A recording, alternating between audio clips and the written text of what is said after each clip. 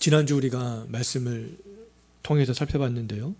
오순절을 맞이하여서 세계 각 나라에서 유대인들이 모이게 되었잖아요. 그래서 그 모인 유대인들은 다락방에 모인 120명이 자기의 나라 말로 하나님의 큰 일에 대해서 말하는 것들을 들었습니다. 어떤 유대인들은 갈릴리 출신들이 자기 나라 말로 하나님의 큰 일에 대해서 말하는 것을 보면서 놀라고 신기하게 그렇게 여기기도 했고요. 또 다른 나라 말을 알아듣지 못하는 유대인들은 다락방에 모인 사람들이 술에 취한 것으로 생각하여서 조롱하기도 했습니다. 유대인들은 오순절 성령 강림의 그런 의미들을 알지 못했기 때문에 눈앞에 나타난 그렇게 현상에만 집중했잖아요. 놀랍고 신기하게 여기고 또 조롱했습니다. 왜 그들이 그러한 반응을 보였겠어요? 자기들의 눈앞에 펼쳐지는 그런 현상만 봤기 때문에 그렇습니다. 근데 우리가 신앙생활할 때 주의해야 될 것은 뭐냐 하면 보이는 것에만 집중하지 않는 거죠. 보이는 것이 다가 아니라는 것입니다. 보이는 것에만 집중하게 되면 우리가 하나님을 온전히 바라보지 못하는 그런 일들이 얼마든지 생겨날 수 있겠습니다. 눈에 보이는 것에만 우리가 관심을 갖고 집중하게 되면요, 우리가 올바르게 신앙생활을 할 수가 없게 될 가능성들이 굉장히 많아지게 됩니다. 사도행전 2장에 나오는 방언은 우리가 지난주에 살펴보았듯이 외국말이 되는 거잖아요. 외국어가 되는 것인데 유대인들의 입장에서 볼 때는 외국어가 되는데요. 사도행전 2장을 보면서 우리가 그런 관심을 가져야 될 것은 뭐냐 하면 외국어 방언이 아니라는 겁니다. 그 외국어 방언 자체에 집중해서는 안 된다라는 것인데요. 사도행전 2장을 보면서 이 외국어 방언에만 집중하고 그 외국어 방언만을 강조하는 것은 오늘 본문을 올바르게 이해하는 것이 아니다라고 말할 수 있겠습니다. 우리가 오늘 본문을 보면서 관심을 가져야 될 내용은 뭐냐 하면 120명이 외국어 방언을 하게 된 그런 목적이 무엇일까? 그 의미가 무엇일까? 우리는 그 보이지 않는 그 어떠한 그 내면에 있는 그 이유와 목적에 대해서 우리가 더 깊이 집중하고 생각하고 알아야 될 필요가 있습니다. 그래서 오늘 우리는 이 본문을 통하여서 120명이 왜 외국어 방언을 하게 되었는지 그 의미에 대해서 그 목적에 대해서 우리가 좀 생각을 해보려고 하는데요. 오순절에 모인 유대인들이 이게 외국어 방언에 집중할 때 이 베드로를 비롯한 11명의 사도가 이제 그들 앞에 쫙 서게 됩니다. 11명의 사도와 함께한 베드로가 이제 대표로 나서서 그 예루살렘에 모인 그 많은 유대인들에게 이제 소리를 높여서 이제 설교하기 시작하는데요. 예수님께서 잡히셨을 때만 해도 베드로는 어떤 인물이었어요? 맹세하면서 예수님을 부인했었던 그런 겁쟁이였습니다. 다른 제자들도 역시 예수님을 다 버리고 도망갔던 그런 겁쟁이들이었는데요. 제자들은 부활하신 예수님이 또 나타나시기 전까지 유대인들이 두려워서 모일 때에도 문을 꼭꼭 닫고 모였던 그러한 사람들이었잖아요. 이와 같이 유대인들을 두려워했던 제자들이 이제 오순절 성령 강림 이후에 지금 많은 유대인들 앞에서 당당히 서 있는 그런 모습을 볼 수 있겠습니다. 베드로는 그들을 향하여서 지금 설교를 시작하는 것들을 볼 수 있어요. 이렇게 제자들의 변화된 모습은 그들 어떠한 스스로의 노력이나 다짐으로 된 것이 아니었잖아요. 그들이 어떻게 이렇게 변화된 모습을 볼 수가 있었겠어요? 거부할 수 없는 그런 성령의 은혜 때문에 제자들이 이렇게 변화가 된 것들을 볼 수 있겠습니다. 성령의 은혜가 이렇게 임하자 제자들은 이전과는 완전하게 다른 모습을 보이게 되었던 것이죠. 신앙이 이처럼 담대함, 믿음의 담대함, 이것은 성령께서 주시는 것이지 우리 인간이 만들어낼 수 있는 것이 아니다라고 말할 수 있겠습니다. 우리가 어떻게 하면 우리 신앙의 담대함들이 우리 안에서 나올 수 있겠어요? 성령께서 우리 가운데 충만하면 그렇게 될 수 있다라는 것이죠. 성령이 나를 가만히 있지 못하게 우리의 마음들을 막 움직인다라는 겁니다. 그래서 유대인들을 두려워서 벌벌 떨었던 베드로와 지금 다른 사도들이 그 두려움에서 벗어나서 많은 유대인들 앞에서 지금 당당히 서 있는 그런 모습들을 발견할 수 있어요. 그것이 다 성령의 은혜와 성령의 능력 때문에 그들이 그렇게 할 수 있었던 것이죠. 기독교에 대해서 정말 적대적인 오늘날 이 시대에 우리가 이 시대에도 담대한 그런 신앙인으로서 살아가기 위해서 필요한 것이 무엇이겠습니까? 정말 이 시대에도 우리에게 필요한 것은 바로 성령께서 주시는 충만한 은혜가 되겠습니다. 오순절에 임재하신 그런 성령은 지금도 동일하게 역사하고 있잖아요. 각 사람들에게 찾아가시어서 사람들을 변화시키고 충만한 은혜들을 지금도 여전히 부어주시는 그런 일들을 성령이 하고 있습니다. 그리스도인으로서 정말 우리가 담대한 신앙생활들을 해나가기를 원하신다면 오순절에 다락방에 모인 120명이 정말 약속의 말씀을 붙잡고 함께한 마음으로 기도에 전념했던 것처럼 우리 모두가 그 충만한 성령의 임재를 위해서 기도하는데 매진을 해야 될 필요가 있다라는 것이죠. 왜 이렇게 나의 신앙이 위축이 되는가? 내가 왜 오늘날 이 시대에 신앙생활을 하면서 담대하지 못하는가? 그 원인이 어디 있겠습니까? 성령의 충만함이 있다라는 거예요. 성령의 은혜. 우리가 해야 될 일들은 뭐겠어요? 성령의 은혜를 사모하는 거죠. 기도하는 겁니다. 우리가 정말 성령의 역사하심을 위해서 기도할 때 성령께서 우리에게 거부할 수 없는 담대한 그런 은혜들을 부어주신다라는 것이죠. 신앙생활이 위축되지 않기 위해서, 담대한 신앙생활을 하기 위해서 필요한 것이 뭐라고요? 바로 성령의 충만함이 되는 겁니다. 성령의 그 은혜만이 우리를 담대하게 할 수 있고요, 우리의 마음을 움직일 수 있고, 우리의 생각을 변화시킬 수 있고요, 우리의 의지를 움직이게 할 수 있는 그런 힘은 바로 성령의 충만함에 있다라는 것이죠. 2000년 전과 오늘날 한번 비교를 한번 해보십시오. 어떤 사회가 더 교회나 그리스도인들에게 적대적인 사회였겠는가? 2000년 전이 오늘날보다도 더 말할 수 없는 교회와 그리스도인들에 대해서 더 적대적인 사회였습니다.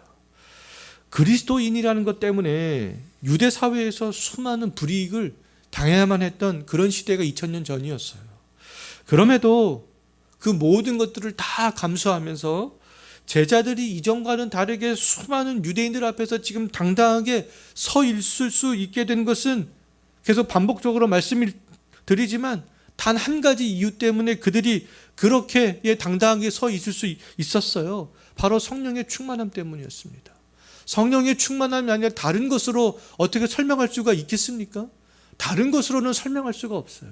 오직 성령의 충만함 때문에 그들이 지금 많은 유대인들 앞에서 지금 당당하게 서 있는 것이죠.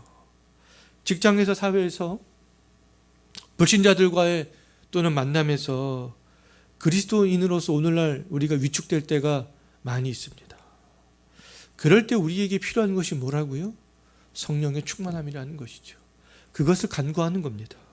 오직 성령의 충만한 은혜만이 우리가 있는 그곳에서 우리를 담대하게 만들어줄 수 있다라는 것이죠. 용기 있는 신앙생활, 정말 믿음에 견고한 그런 신앙생활들을 감당하게 해줄 수 있다라는 것입니다. 담대하게 변화된 베드로는 다른 모든 사도들을 이제 대표하여서 오순절에 모인 유대인들에게 소리를 높여서 이제 설교를 하기 시작합니다. 베드로가 오순절에 모인 유대인들에게 무엇을 그러면 말을 하려고 했는가? 무엇을 먼저 설교를 하려고 했는가? 14절을 한번 보시기 바라겠습니다. 베드로는 지금 먼저 무엇에 대해서 입을 열어서 지금 말하려고 하고 있습니까? 14절 말씀을 보게 되면 베드로는 이 일에 대해서 먼저 말을 하려고 하고 있잖아요. 그럼 베드로가 말한 이 일이란 뭐겠습니까? 이 일이란 다락방에 모인 120명이 지금 외국어 방언을 하게 된 것에 대해서 지금 말을 하고 있는 건데요. 유대인들은 120명이 말한 외국어 방언에 그것에만 집중했지만 이제 베드로는 외국어 방언을 하게 된 근본적인 이유에 대해서 설명을 시작하려고 하는 그런 출발점이 있습니다. 이제 베드로는 본격적으로 외국어 방언을 하게 된 이유에 대해서 설명하기 전에 어떤 이야기를 먼저 하냐면 외국어 방언을 하는 자신들을 조롱했던 유대인들의 오해를 먼저 풀어주려고 하는 것들을 볼 수 있어요. 15절 한번 보십시오. 다락방에 모인 120명이 방언을 한 시각이 몇 시였습니까? 제3시다 라고 말하고 있잖아요. 이것은 유대인의 시간이 되는 건데요. 오늘날의 시간으로는 아침 9시가 되겠습니다. 아침 9시.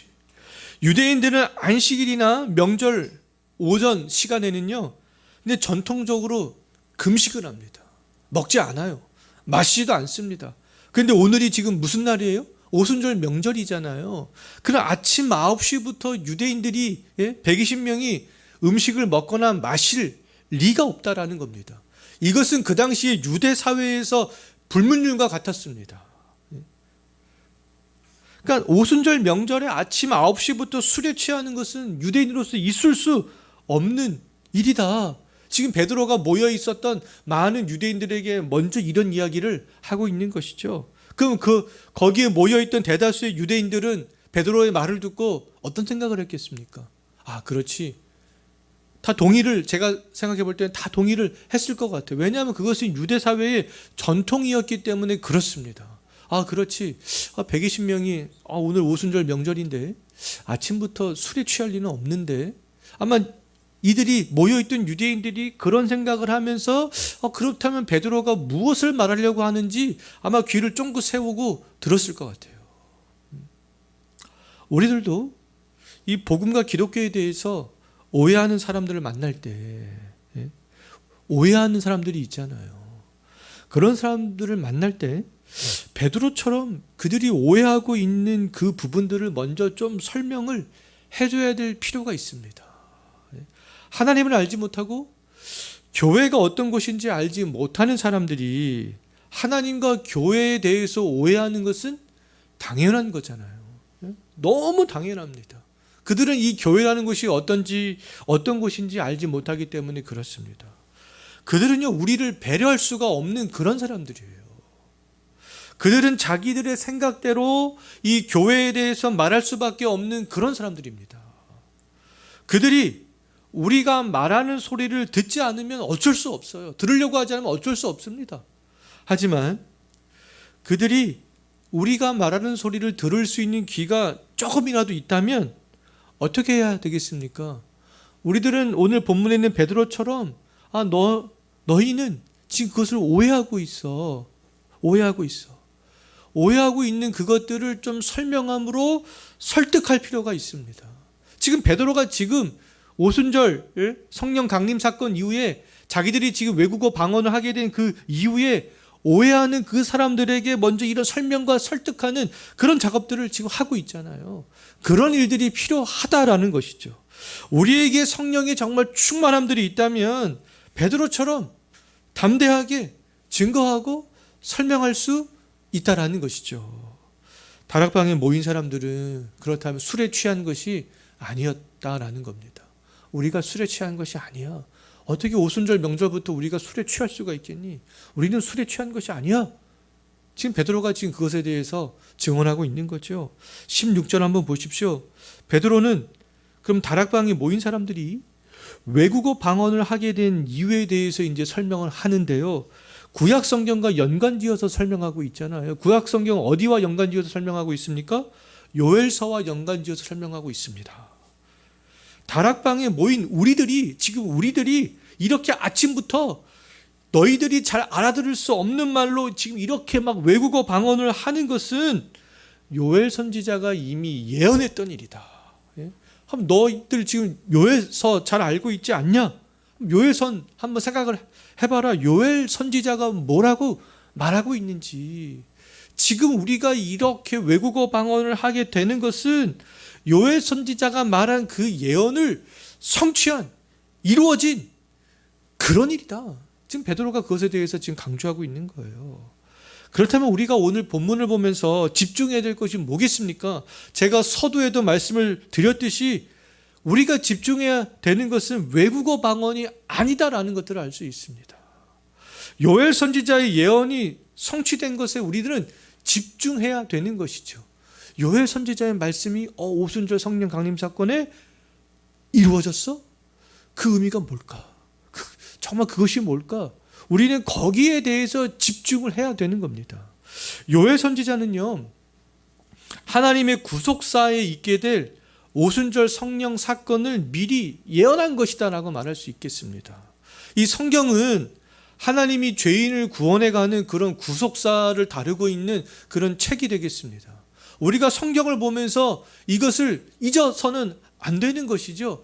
우리가 성경은 죄인을 구원해 가시는 하나님의 구속사가 담겨 있는 그런 내용이구나. 우리가 이것을 잊어버리게 되면 성경을 그냥 또 하나의 어떤 고대 역사책처럼 그냥 아니면 어떤 철학책이나 우리에게 교훈을 주는 지혜서 정도로 그렇게 생각할 우려가 있습니다. 근데 성경은 어떤 책이라고요? 하나님이 죄인을 구원해 가시는 구속사가 담겨져 있는 그런 책이다라는 것이죠. 우리가 성경을 보게 되면 하나님께서 죄인을 구원해 가시는 구속사를 다룰 때 하나님께서 미리 예언한 아주 중요한 사건들이 있다라는 겁니다. 구속사마다 하나님께서 중요하게 다루는 그런 사건들이 있는데요.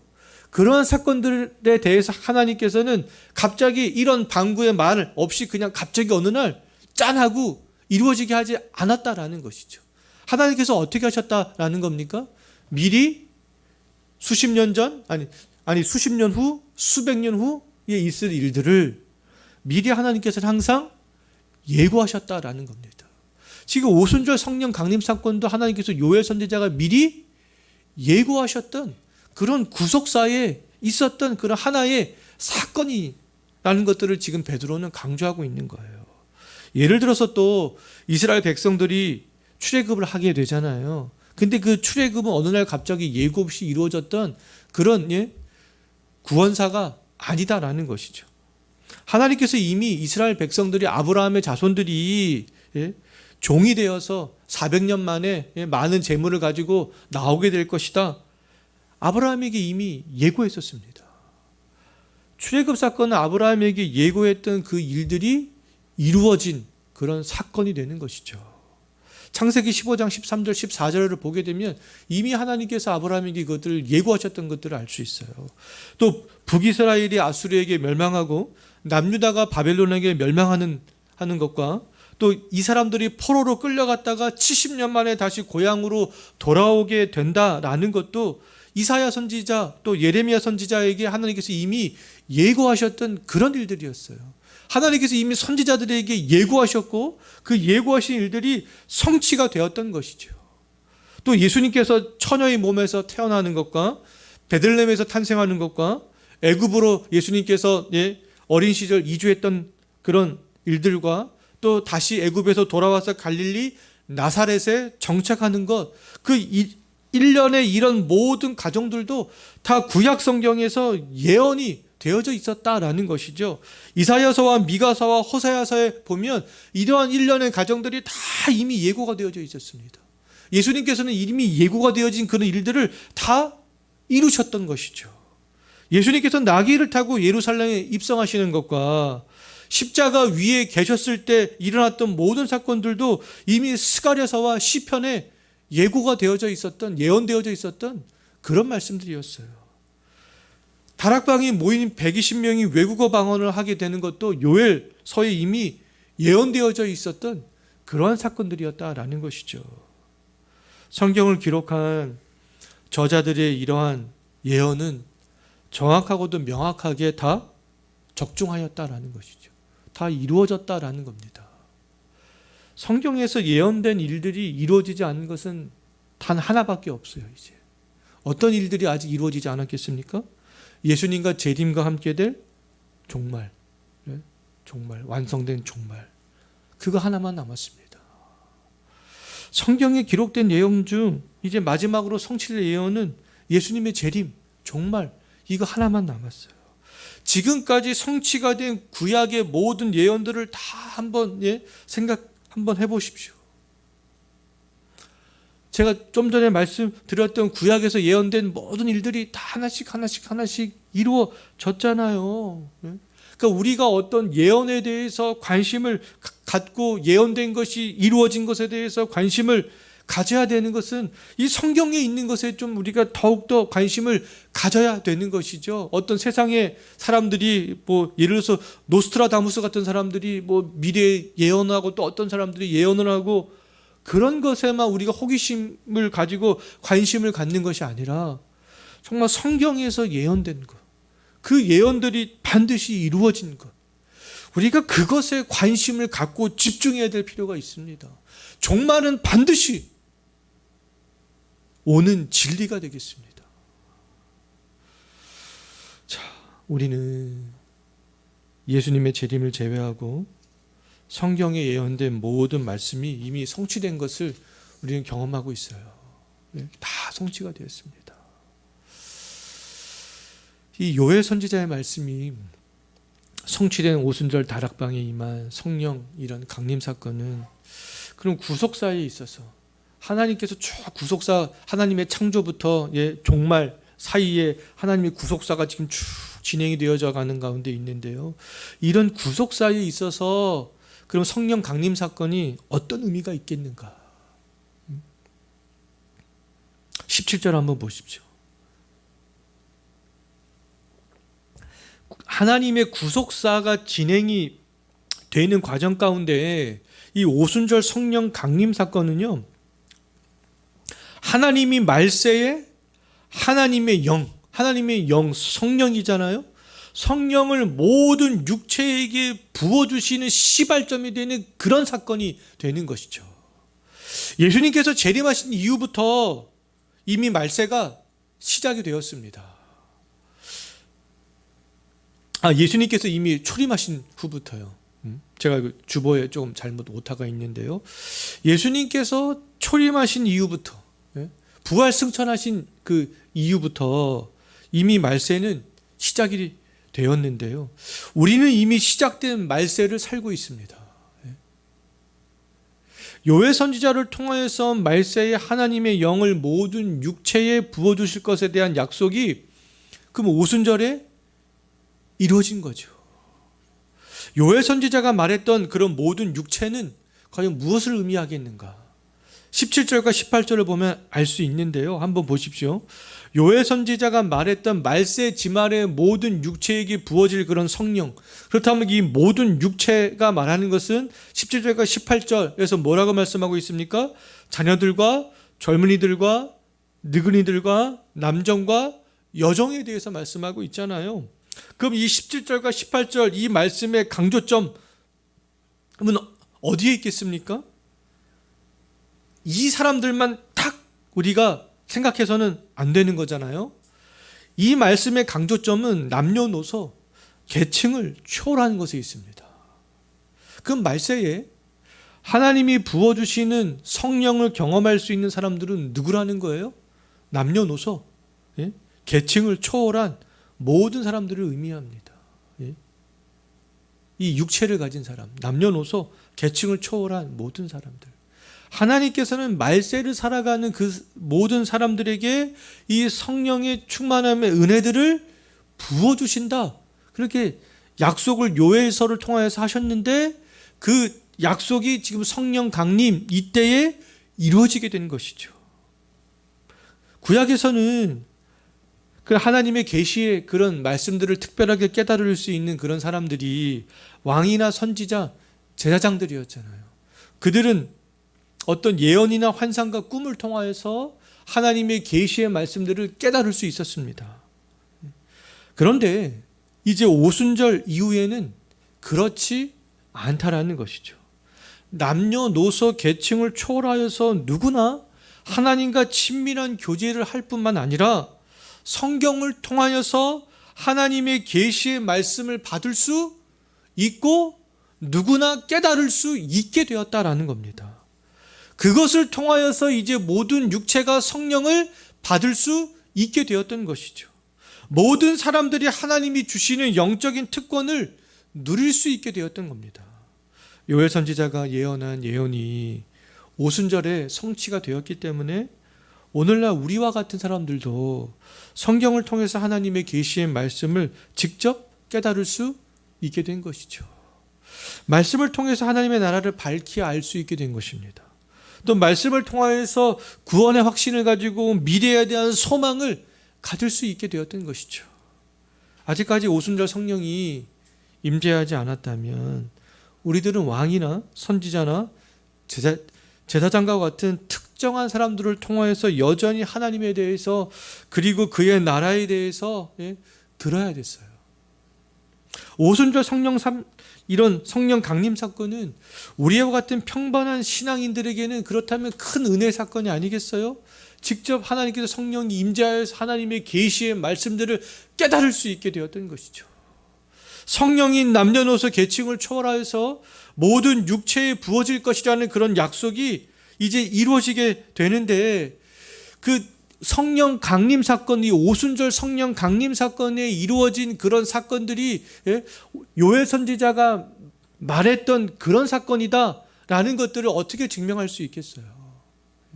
지금 베드로는 19절 말씀에서 요엘 선지자가 말한 그 사건이 지금 우리가 경험한 그 사건이 맞아 라는 것들을 증명하고 있는데요. 19절 한번 보십시오. 요엘 선지자는 성령이 모든 사람들에게 부어질 때, 남녀노소 계층을 초월하여서 그 육체에 부어지게 될 때에 하늘에서는 무엇이 나타난다고 했습니까? 기사가 나타난다. 땅에서는 무엇이 나타날 거라고 했어요? 징조가 나타난다. 이렇게 말씀했잖아요. 그러면 무슨 하늘에서의 기사와 땅에서의 징조가 나타나야 요엘 선지자가 말한 그 예언이 맞다라는 것들을 증명할 수 있는 거 아니겠어요? 예? 우리가 여기서 기사라는 말은요, 주로 성경에서 초자연적인 역사가 있을 때 이 말을 합니다. 자연을 거슬러서 하나님께서 역사하시는 그런 것들이 있을 때 이런 기사라는 말을 성경에서는 사용을 하고요. 이 징조라는 말은요, 하나님의 일이 일어나기 전에 어떤 눈에 보이는 현상이라고 말할 수 있겠습니다. 성경에서는 이렇게 기사와 징조를 그럴 때 이 단어들을 사용하고 있는데요. 그 하늘에서는 기사, 땅에서는 징조가 나타나야 요엘 선지자의 예언이 성취된 것이라고 말할 수 있는데요. 그 오순절에 이러한 기사와 징조가 나타났다. 지금 베드로는 지금 그렇게 설교를 하고 있는 거예요. 그 하늘의 기사는 무엇으로 나타났겠습니까? 120명이 성령을 초자연적으로 받게 된 거. 성령이 자기들에게 지금 초자연적인 방법으로 임재했잖아요. 급하고 강한 바람처럼, 불의 혀가 갈라지는 것처럼, 어떠한 자연적인 방법으로 성령이 임재한 것이 아니다라는 것이죠. 그래서 이런 초자연적으로 임재한 것이 하늘에서는 기사가 지금 나타났다. 땅의 징조는 뭐겠습니까? 그러면 다락방에 모인 그 사람들이 외국어 방언을 하는 거. 징조. 하나님의 일이 일어나기 전에 어떤 눈에 보이는 현상이라고 말씀을 드렸잖아요. 120명이 외국어 방언을 한 거. 그것이 지금 땅의 징조가 되는 것이죠. 자, 한번 봐라. 하늘의 기사와 땅의 징조에 대해서 요엘 선지자가 말하고 있는데 그것들이 지금 오늘 이렇게 발생한 거야. 지금 베드로는 지금 이렇게 접근을 하고 있는 거예요. 요엘 선지자의 말씀을 성취한 오순절 성령 이 강림 사건으로 인해서 이제부터는 누구나 성령을 받고 성경을 통하여서 하나님이 말씀하시는 그런 계시의 말씀들을 깨달을 수 있게 된 것이죠. 오순절 성령 강림 이후의 시대를 살아가는 이제 모든 사람들에게 이것은 다 공통적으로 해당이 되어지는 그런 상황이 되겠습니다. 우리는 20절 말씀을 통하여서 이것을 확신할 수 있는데요. 20절 한번 보십시오. 하나님의 영이 모든 육체에 언제 부어지게 될 것이라고 했습니까? 주의 크고 영화로운 날이 이르기 전에 해가 변하여 어두워지고 달이 변하여 피가 될 것이다. 그때의 모든 육체에게 또 이 하나님의 영이 부어지게 된다라는 거예요. 그럼 주의 크고 영화로운 날은 언제를 가리키겠습니까? 주의 크고 영화로운 날은요, 성경 곳곳을 보게 되면 예수님의 재림의 때를 말합니다. 하나님의 심판의 때를 말하고 있어요. 그럼 해가 변하여 어두워지고 달이 변하여 피가 된다. 이렇게 말씀하고 있는데 이것은 어떤 천체의 변화들을 말씀하고 있는 거잖아요. 예수님께서 십자가에서 죽으실 때 실제적으로 해가 빛을 잃고 온 땅에 어둠이 임하는 천체의 변화가 있었습니다. 누가복음 23장 44절을 보면 잘 알 수 있어요. 예수님께서 죽으실 때 이런 천체의 변화가 일어났어요. 또 요한계시록 말씀을 보게 되면 7 봉인과 7 나팔과 7 대접 심판 때에도 천체의 변화들에 대해서 말씀하고 있습니다. 이 천체의 변화들은요, 예수님이 십자가에서 죽으시고 부활하신 이후부터 다시 재림할 때까지, 즉 종말의 시대 동안에 계속 발생하는 종말의 징조라고 말할 수 있어요. 계시록에서 7 봉인과 7 나팔과 7 대접 심판 때의 천체의 변화에 대해서 말씀하고 있는데요, 그 계시록에서 그렇게 말씀하시는 천체의 변화는 다 종말의 징조로 말하고 있습니다. 종말의 징조로요.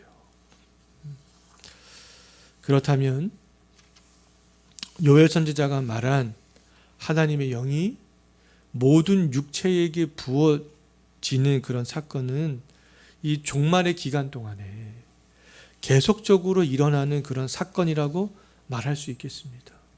예수님께서 재림하시는 그 날까지 계속적으로 반복적으로 그럼 일어나는 그런 사건인 것이죠. 성령께서 계속 모든 사람, 모든 육체에게 부어지는 사건들은 중단되지 않는다라는 겁니다. 어떤 시대에는 물론 적게 그런 역사들이 나타날 수가 있어요. 또 어떤 시대는 하나님께서 큰 대부흥을 주시고 큰 은혜를 주시는 그런 시대에는 또 아주 크게 나타날 수도 있습니다. 자, 그런데 이 종말의 기간 내내 하나님의 영이 부어지는 사건들은 계속해서 일어난다라는 것이죠. 오순절에 요엘 선지자의 예언이 성취되므로 종말의 시대에는 누구나 하나님이 부어주시는 그런 영을 받을 수 있게 되었다라는 겁니다. 하나님께서는 지금도 오순절에 임한 하나님의 영을 부어줄 육체를 그럼 기다리고 찾고 계시는 거 아니겠어요? 21절 다시 한번 보십시오. 이 종말의 시대에는요, 이 남녀노소와 계층의 차별 없이 누구든지 부어진다라고 말씀하고 있잖아요. 어떤 사람들에게 이 성령이 종말의 시대에 부어진다라고 말씀하고 있습니까?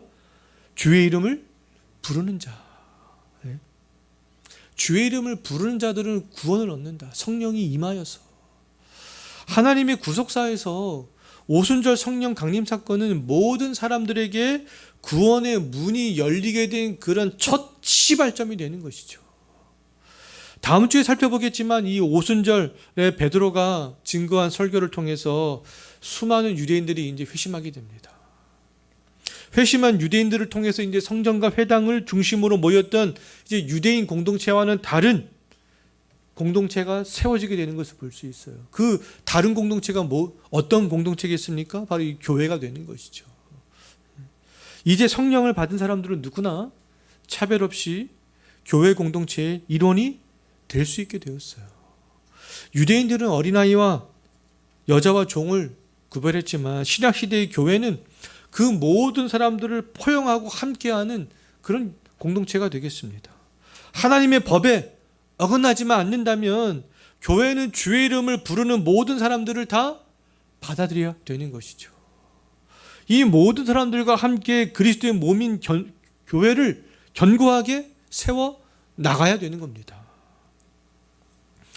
베드로는요, 성령을 받고 주의 이름을 부르는 사람들은 누구나 교회 공동체의 회원이 될 수 있음을 선포한 이후에 예수님께서 이제 누구인지 모인 유대인들에게 다시 설교하기 시작하는 것들을 볼 수 있는데요. 왜냐하면 주의 이름을 부르는 자를 구원 얻을 수 있다.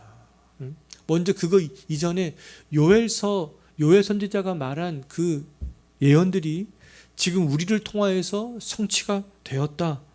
그것들을 먼저 밝힌 이후에 그렇기 때문에 이제는 누구든지 모든 육체 주의 이름을 부르는 자는 구원을 받을 수 있어. 유대인들만이 구원을 받는 것이 아니라 이방인들도 남자도 여자도 계층을 초월해서 다 받을 수 있어. 이제 그런 것들을 쭉 증거해 나갔잖아요. 그 이후에 이제 유대인들도, 거기에 모여 있었던 사람 유대인들도 주 예수 그리스도가 누구인지를 알아야 주 예수 그리스도를 믿고 주의 이름을 부를 수 있는 거 아니겠어요? 그것 때문에 이제 베드로는 주 예수 그리스도가 누구인지 그들에게 다시 가르쳐주고 설교하기 시작을 하는 거죠. 베드로는 오순절에 모인 유대인들에게 이제 세 가지 측면에서 예수님에 대해서 증거하는 것들을 볼 수 있습니다. 베드로가 예수님을 부인했던 유대인들에게 첫 번째로 예수님에 대해서 증거한 것이 무엇이었는가? 22절 한번 보십시오. 베드로가 첫 번째로 증거했던 것은 예수님이 이 땅에 계실 때 행하셨던 사역에 대해서 증언했습니다. 유대인들은 항상 표적을 원했던 그런 사람들이었잖아요. 표적을 항상 보이라, 예수님께도 그렇게 말씀을 했던 사람들이 유대인이 되겠습니다. 유대인들은 표적을 원했던 사람들로서 예수님이 사역하는 동안에 그렇게 수많은 표적을 요구했고, 또 실제로 그들은 예수님이 행하시는 수많은 권능과 기사와 그런 표적들을 실제로 봤잖아요. 경험했습니다. 예수님께서 병을 고치시고 죽은 자를 살려내고 귀신을 쫓아내는 거 그들은 이미 경험했어요. 예수님께서 행하시는 오병이어의 기적도 그들은 경험했습니다. 예수님께서 행하신 이 모든 권능과 기사와 표적은 그럼 뭐라는 겁니까? 예수님께서는 하나님의 아들 되심을 증명해 보이는 그런 사건들이었다라는 것이죠. 그럼에도 유대인들은 예수님께서 하나님께로부터 보냄을 받고 온 사람들이라는 것들을 너희는 지금 믿지 않았다. 베드로는 지금 그들을 향해서 그렇게 말하고 있는 거예요. 베드로는 표적을 좋아하고 표적을 찾았던 유대인들에게 예수님께서 이 땅에 계실 때 행하셨던 수많은 권능과 기사와 표적에 대해서 한번 생각해 봐라. 그럼 예수님께서 행하셨던 그 모든 것들은 뭐냐? 너희들이 경험했던 그 모든 권능과 기사와 표적은 뭐냐? 지금 그렇게 그들에게 접근을 하고 있는 것이죠. 예수님께서 행하셨던 그 모든 것들, 너희가 봤던 그 모든 것들은 바로 예수님께서 하나님과 관계된 인물이야. 예수님이 하나님의 아들이야. 그들을 증명해 보이는 그런 사건들이었어. 지금 베드로는 그것에 대해서 그 유대인들에게 설교를 하고 있는 거예요. 너희들은 그것들을 하나님과 연관 없는 그런 사건으로 봤지만 그렇지 않다. 예수님께서 행하셨던 권능과 기사와 표적은 하나님으로서 그렇게 하신 거야. 하나님을 보냄을 받고 온 그 아들로서 그렇게 하신 거야. 그것들에 대해서 증거하고 있는 거죠. 자, 베드로가 예수님을 부인했던 유대인들에게 이제 설교를 통해서 이제 두 번째로 증거한 것이 있는데요. 23절 한번 보십시오. 오순절에 모여있던 유대인들에게 베드로는 예수님에 대해서 무엇을 가르쳐주고 싶었던 겁니까? 십자가에서 죽으신 예수님, 십자가에서 죽으신 그 예수님에 대해서 가르쳐주고 싶었던 거예요. 그 예수님을 알아야 그들도 주의 이름을 부를 수 있기 때문에 그렇습니다. 베드로는 예수님의 죽음이 우발적으로 일어나는 것이 아님을 지금 강조하고 있어요. 예수님께서는 하나님의 정하신 뜻 가운데 죽으신 것이다. 예수님의 죽음은 이미 창세전부터 이미 예정된 일이었어. 그것에 대해서 강조하고 있잖아요. 예수님의 십자가의 죽음은 이미 예정된 일이었고 하나님께서 이미 다 알고 계신 그런 일들이었지만 그 일의 실현은 악한 유대인들, 바로 너희들을 통하여서 이루어졌다. 그것을 지금 강조하고 있는 거죠. 유대인들이 하나님의 법을 알지 못하는 이방인이었던 빌라도의 손을 빌려서 예수님을 죽음에 이르게 했다라는 겁니다. 유대인들은 예수님을 어떤 죄로 몰아가 죽였어요? 신성 모독죄로 그렇게 생각을 했었잖아요. 그런데 실제적으로 지금 신성 모독죄를 지은 사람들은 예수님이 아니라 바로 너희들 유대인들이야. 지금 이렇게 지금 증거하고 있는 것이죠. 베드로는 오순절에 모인 유대인들에게 실제적으로 신성 모독죄를 지은 사람은 예수님이 아니라 바로 너희들이다. 그것들 지금 강조하고 있는 거예요. 베드로는 지금 유대인들의 죄가 무엇인지 정확하게 집어내는 그런 일들을 하고 있는 것이죠. 아, 그렇구나. 우리가 죄인이구나. 그런 것들을 알아야 예수님의 이름을 부를 수 있기 때문에 그렇습니다. 자기가 죄인이라는 것들을 모르는 사람들은요, 절대로 구원자 되시는 예수님을 부를 수가 없어요. 베드로는 지금 유대인들이 죄가 무엇인지를 정확하게 찝어서 아, 우리가 죄인이구나. 그것들을 알도록 그렇게 했던 것이죠. 우리가 다음 주에 살펴보겠지만 그 유대인들은 아, 우리가 그 하나님이신 예수님을 죽였구나. 우리가 어떻게 하면 좋겠는가? 막 고민하기 시작하는 것들을 볼 수 있어요. 자기들이 죄를 알아야 그 죄를 통하여서 애통해하고 하나님을 그제서야 바라볼 수 있게 되는 것이죠. 베드로가 예수님을 부인했던 유대인들에게 이제 설교를 통하여서 세 번째로 강조한 것이 있는데요. 24절 한번 보십시오. 무엇을 강조했는지. 베드로가 무엇을 강조했습니까? 예수님의 부활을 강조하고 있잖아요. 유대인들이 법 없는 자들의 손을 빌려서 십자가에서 예수님을 죽게 만들었지만 예수님께서는 지금 죽음 가운데, 사망 가운데 계시지 않는다라는 겁니다. 하나님께서 예수님을 다시 살리셨다라는 것이죠. 예수님의 부활은 만들어낸 이야기가 아니라는 겁니다. 우리들은 예수님의 부활을 목격했어. 그래서 우리는 부활에 대한 지금 소망이 있어. 예수님 죽음으로 끝난 것이 아니야. 그것들을 지금 강조하면서 설교하고 있는 것이죠. 다락방에 모인 이 120명은 예수님의 부활을 경험을 했을 뿐만 아니라 다음 주에 살펴보겠지만 이 예수님의 부활은 유대인들이 정말 가장 존경했던 다윗이 이미 시편에서 예고하고 있어. 또 그것들에 대해서 다음 주에 살펴보겠지만 그것들을 밝히고 있습니다. 오순절 성령 강림 사건이 요엘 선지자의 말씀을 성취했다면 예수님의 부활은 다윗이 시편 말씀을 성취한 것으로 지금 베드로는 그렇게 설교를 하고 있는 거예요.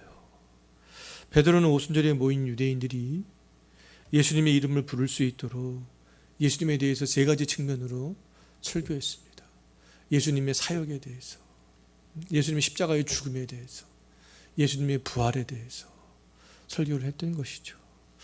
설교하면서 예수님이 행하신 이 모든 일들은 예수님 스스로 한 것이 아니다. 하나님께서 다 그렇게 하신 것이야. 그것들을 또 강조하는 것을 볼 수 있는데요. 22절과 23절과 24절 한번 보십시오. 베드로는 한결같이 무엇을 강조하고 있습니까? 하나님께서 하신 일이라는 것들을 강조하고 있습니다. 베드로는 하나님께서 예수님을 이 땅에서 사역을 하게 하셨고, 하나님께서 예수님을 십자가에서 죽게 하셨고, 하나님께서 예수님을 부활하게 하신 것이다. 하나님과 이렇게 다 밀접하게 관련을 짓고 있습니다. 베드로가 예수님에 대해서 설교하면서 하나님을 이렇게 계속 반복적으로 그럼 강조했던 이유가 뭐겠어요? 유대인들은 예수님을 하나님과 상관없는 사람으로 생각을 했기 때문에 그렇습니다. 유대인들은 그렇게 생각했지만 그렇지 않아. 예수님은 하나님과 상관 있는 분이야. 그것들을 지금 강조하고 있는 것이죠. 유대인들은 예수님을 나사렛 출신 목수의 아들로만 생각했잖아요. 하나님의 이름을 모독하다가 죽임당한 그런 사람으로만 생각했습니다. 근데 베드로는 예수님을 향한 이런 유대인들의 생각이 잘못되었다라는 것들을 이 설교를 통해서 말해주고 싶었던 것이죠. 그래서 예수님에 대한 믿음을 갖게 해주고 싶었던 것입니다. 그것을 우리가 그 말씀을 믿고 들을 때 성령이 역사하실 수 있도록 그렇게 했던 것이죠. 오늘날에도 예수님에 대해서 적대적인 반응을 보이는 사람들에게 예수님이 누구인지 알려줘야 될 필요가 있습니다.